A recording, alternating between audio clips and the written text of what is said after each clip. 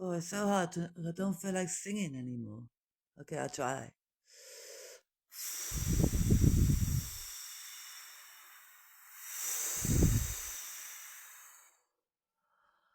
I was thinking about where I used to live, wondering with all the clues my soul has given.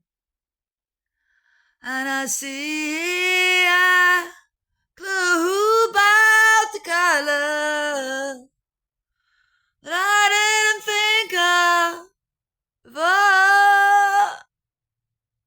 So I think of you, my color crew, and I wonder about the four. Sort of far. Well, let's look at the houses I lived in. Let's start with Newborough Road, 22. So, the flat above me, no above me now. Rainbow's Antique next door, no. And the neighbor's gone. Okay, so that's me gone from that.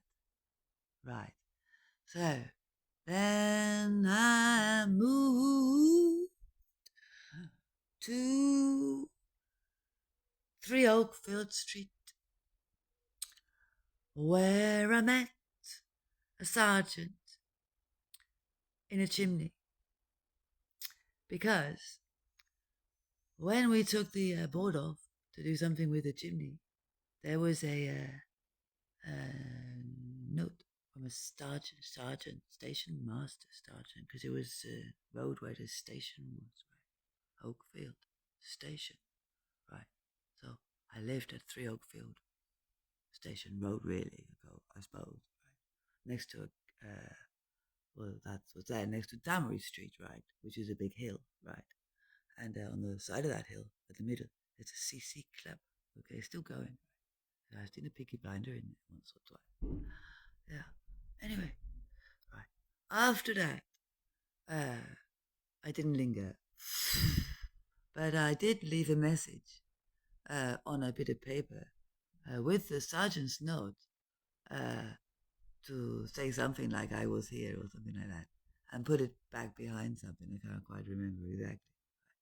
And then I moved to 86 Hainault Drive, where I accepted no hail there from my next door neighbors that were pleased.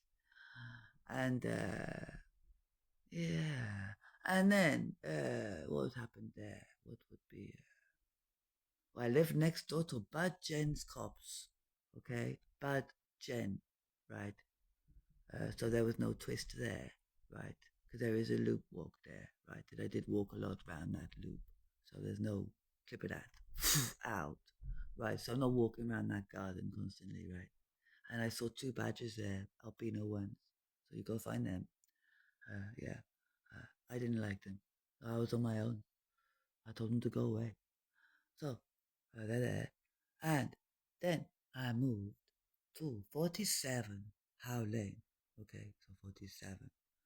And then it started with the color, okay, because I see from my perception now that in the front of that house is a well, right, to Coombs Cottage that used to be the cottage for Howe Lane, okay. And the well was in my front garden, and I filled it up, and the new owner has paved over it, okay, so there was a well there, okay. So I had a house with a well, okay.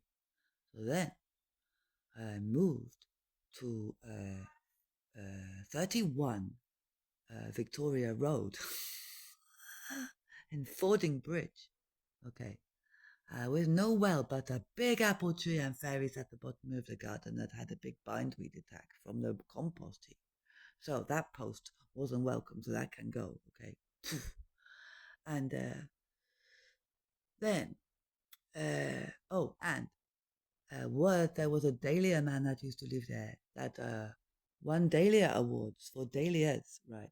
And behind in the garage there, I boarded it up for the roof of my office, and behind that I left all his certificates for his dahlias. Okay, so they're still there if he needs them, right? And but the thing is with that is I'll come back to that, right? Because there's a significance there, right, of this dahlia tube thing, right, flower, right? Because there is a bridge here of that too, as well as ink and color, right? So keep going, right? So then I moved to Red Line Yard, okay, and uh, the significance of these is a well here with a cone on it, right? Mr. Green, who lives on the stables next door, he puts a cone on it and said it was a well.